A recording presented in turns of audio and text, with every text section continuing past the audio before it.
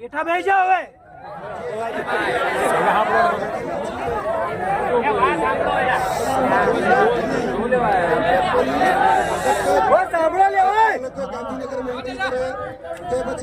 આંદોલન માં આવવાનો પ્રયત્ન કરે, ક્યાં એને રોકી રહી છે, ક્યાં એને જિલ્લા તાલુકામાં પૂછપરછ કરી રહી છે.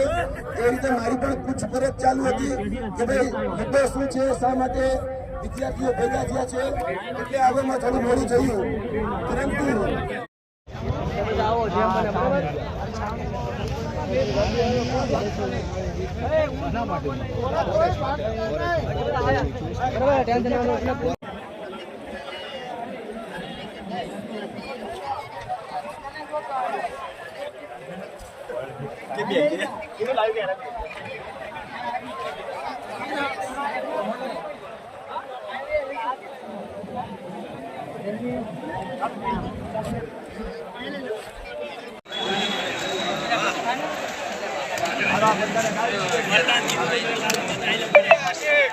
બધા આવી ગયા છે, તો મીડિયા વાળા પણ આવી ગયા છે, તો આવી જાઓ બધા.